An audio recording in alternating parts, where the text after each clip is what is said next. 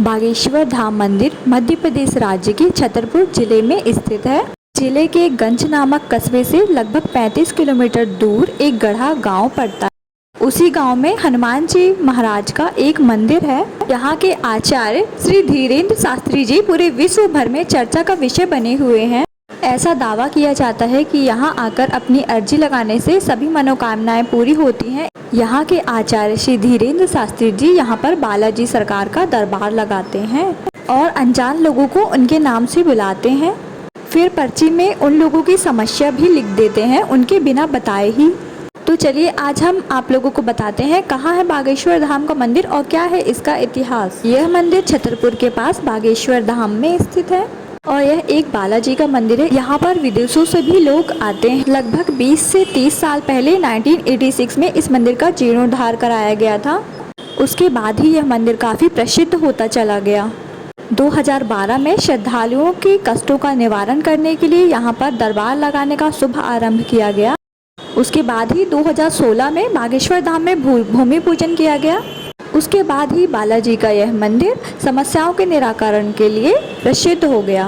बालाजी के इस धाम में मंगलवार और शनिवार को भक्तों की बहुत ही हजारों की संख्या में भीड़ उमड़ती है। लोग बालाजी के दरबार में अपनी अर्जी लगाते हैं। यहाँ पर अर्जी लगाने की प्रक्रिया बहुत ही सरल है। आपको एक लाल कपड़े में अपनी समस्या लिखकर नारियल बांधकर यहाँ पर बांध देना होता है। यहाँ पर आपको लाल, पीले, सफ़ेद और काले रंग के कपड़े मिल जाएंगे, जिसकी अलग ही वजह है। वजह यह है कि अगर आपकी समस्या सामान्य है तो आप लाल कपड़े में नारियल बांधिए। अगर आपको विवाह हेतु कोई समस्या है तो आप पीले कपड़े में नारियल बांधिए। और अगर आपको भूत प्रेत से कोई बाधा है तो आप काले कपड़े का नारियल बांधकर यहाँ पर लगा सकते हैं। और अगर आपको संतान की प्राप्ति नहीं हो रही है तो आपको सफ़ेद कपड़े में नारियल बांधकर यहाँ पर अर्जी लगानी होती है। आचार्य धीरेन्द्र शास्त्री यह बताते हैं कि अगर आपकी अपने सच्ची श्रद्धा से अर्जी लगाई है तो आपकी अर्जी ज़रूर स्वीकार होगी। अगर आपकी अर्जी स्वीकार हो गई है तो आपको 2 दिन के अंदर 2 दिन लगातार बंदर दिखाई देंगे। तो और अगर 1 दिन बंदर दिखाई दे तो आप समझ जाइए कि आपकी अर्जी वहां तक पहुंच गई है। अगर आपके परिवार में किसी को भी बंदर सपने में दिखाई देते हैं तो इसका मतलब है कि आपकी अर्जी स्वीकार हो चुकी है।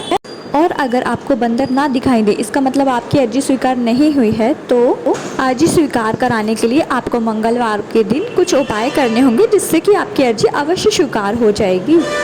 अगर आप भी बागेश्वर धाम मंदिर आना चाहते हैं तो बहुत ही आसानी से आप यहाँ आ सकते हैं।